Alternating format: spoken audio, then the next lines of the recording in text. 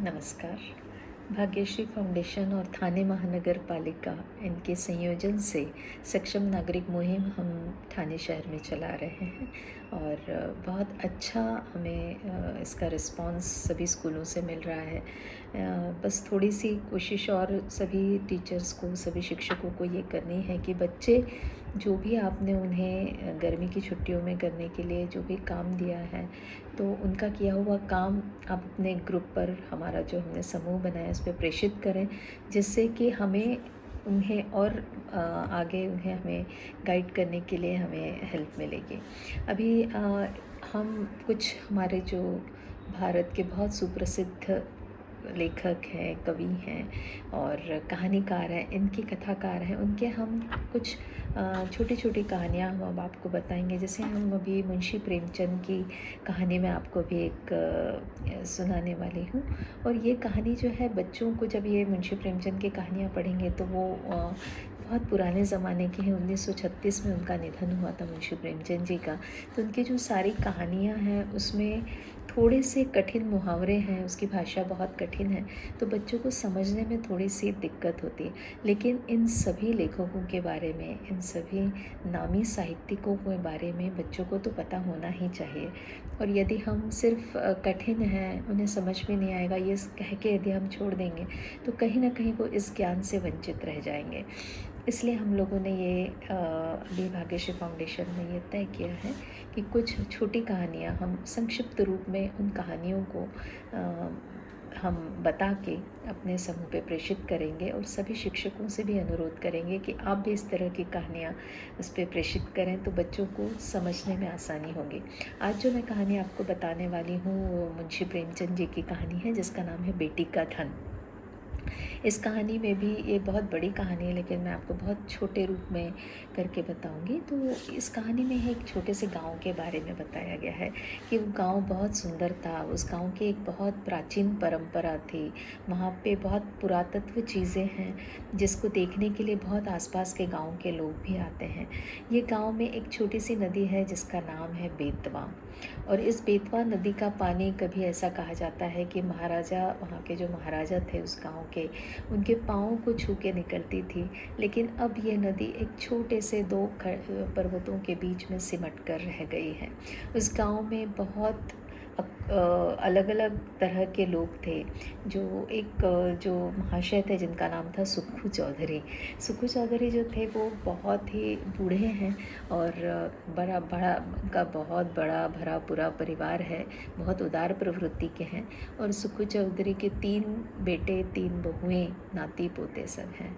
लेकिन उनका जो शौक़ है वो ये है कि बेतवा नदी के किनारे जाना। वहाँ पे जो यात्री आते हैं उनका कहना है कि कभी एक समय में इस नदी में जब नावें चलती थी तो नाविकों को सोने की मोहर उपहार के रूप में मिलती थी, लेकिन अब तो बेतवा नदी खुद सिमट गई है।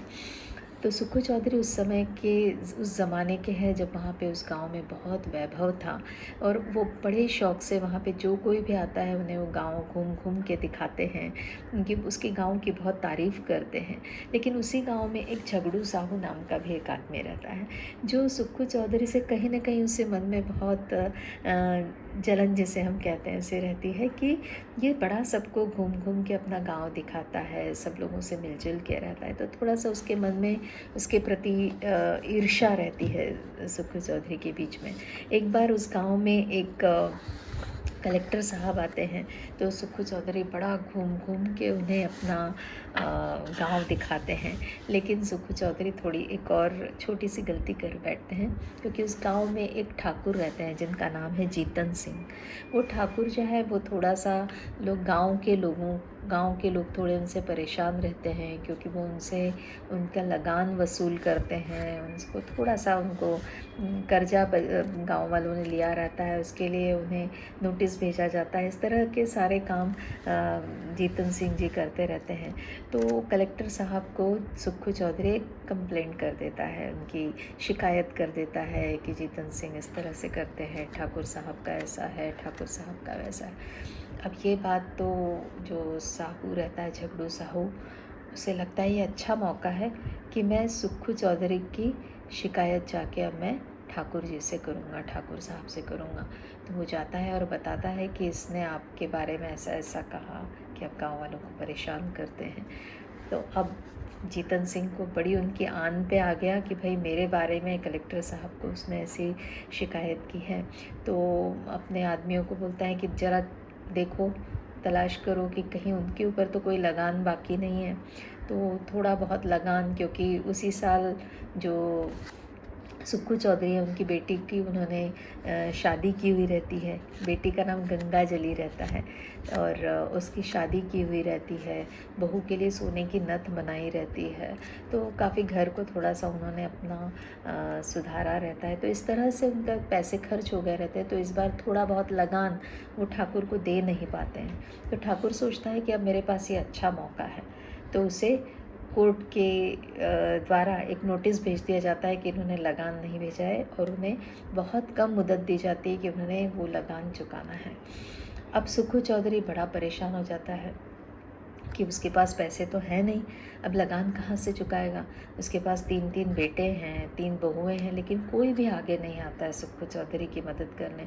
और सुक्खू चौधरी वैसे भी बड़े उदार प्रवृत्ति के हैं। तो उन्हें ऐसा लगता है कि मेरे सारे परिवार की जवाबदारी मेरी ही है, तो मैंने ही ये चुकाना है। और बहुओं से कैसे वो गहने या पैसे मांगे, उसमें उन्हें भी बहुत थोड़ी शर्म की बात लगती है।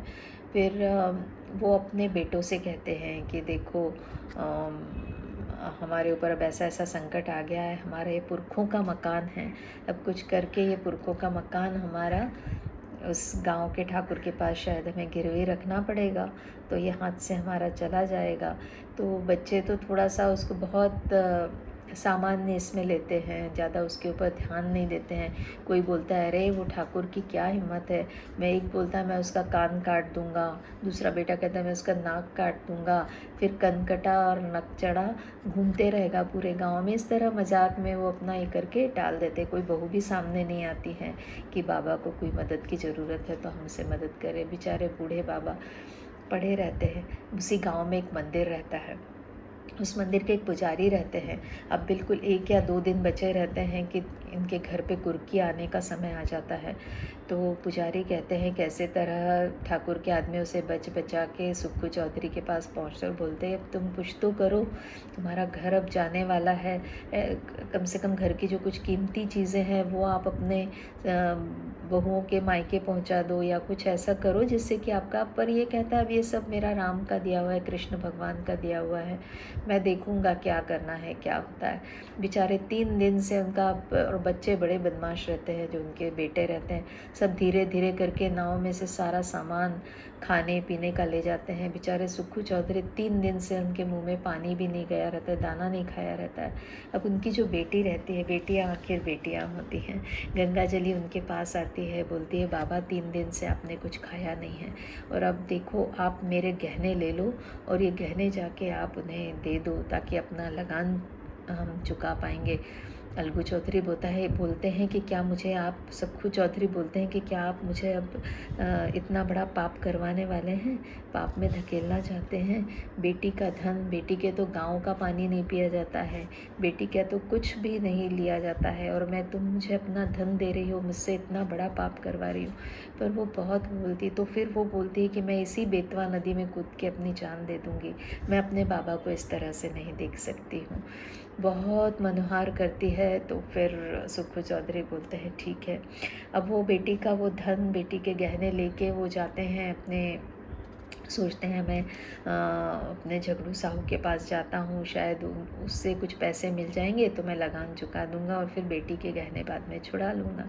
झगड़ू साहू के पास जाते हैं, उन्हें राम राम करते हैं, बैठते हैं और सुक्खू चौधरी उनसे बात चलाते हैं। तो झगड़ू साहू को लगता है अब आ गया ये मेरे पास, अब तो लगान इसे चुकाना है। बोलता है क्या बात है, बोलता है कि अभी मेरे पास, तो बोले अरे तुम्हारे तो 3 बेटे हैं, 3 बहुएं, किसी ने तुम्हारी मदद नहीं की। तो सुक्खू चौधरी बेचारे कुछ नहीं कहते हैं, थोड़े शर्मा से जाते हैं, थोड़ा ग्लानि हो जाती है उन्हें कि सही बात है अब उनकी कोई कहीं से उन्हें मदद तो मिली नहीं है। लेकिन वो बोलते हैं कि ये मेरी बेटी गंगा जली है, उसने मुझे अपने गहने दिए। बोले राम राम राम राम, ये क्या धर्म कर दिया है, बेटी के घर का तो पानी नहीं पिया जाता है और चौधरी तुम अपनी बेटी के गहने यहाँ पे रखोगे। वो बोलता है मैं क्या कर सकता हूँ, मैंने तो बहुत मना किया लेकिन बेटी मान नहीं रही है। झगड़ू साहू को लगता है कि ये तो है तो आखिर बेटी का धन, सुक्खू चौधरी की बेटी हो चाहे मेरी बेटी हो, बात धन की है, बेटी के धन की है। और बेटियों को उस ज़माने में बहुत पूजा जाता था। तो उन्होंने कहा कि ये धन तो मैं ले नहीं सकता। तो झगड़ू साहू का जो दिल है थोड़ा पिघल जाता है और वो सुक्खू चौधरी से कहते हैं, एक काम करो, ये धन अपने ही पास रखो, मैं कुछ पैसे दिए देता हूँ, और देखो यदि तुम्हें ऐसा लगा कि जब भी तुम्हारे पास पैसे आएंगे तो मुझे वापस कर देना, इससे तुम अपना लगान चुका दो। एक आदमी जो बहुत सुक्खू चौधरी से ईर्ष्या करता था, लेकिन उनका हमेशा उसे लगता था कि अब अच्छा ऊँट पहाड़ के नीचे आया, उसका बुरा सोच रहा था, आज वही आदमी पिघल गया बेटी के धन से। जब बेटियों की बात आती है तो सभी, कितना भी कठोर आदमी हो, पिघल ही जाता है, जैसा कि झगड़ू साहू ने किया। तो इस कहानी से हमें ये सीख मिलती है कि हमारा जो बुढ़ापा रहता है उसे हमें बहुत उस समय सहेज के रखना चाहिए। हम बहुत आवेश में आके बहुत ज़्यादा खर्चा कर देते हैं, या कभी हमारे ऊपर तो हमारे जो अपने रहते हैं शायद वो भी हमें छोड़ के उस समय में चले जाते हैं। लेकिन बेटियां जो होती हैं, बेटियां आखिर बेटियां होती हैं। जिस तरह से गंगा जली ने सुक्खू चौधरी की मदद की और उनका धन भी झगड़ू साहू ने रखा नहीं, बेटी का धन। तो ये बेटी का धन जिसने सुक्खू चौधरी की पगड़ी बचा ली, उनकी इज्जत बचा ली, ऐसी बेटियां को बहुत बहुत अभिवादन, बहुत बहुत नम्र बेटियां होती हैं, और उनकी हमेशा इसी तरह से पूजी जाए, यही उम्मीद है। धन्यवाद।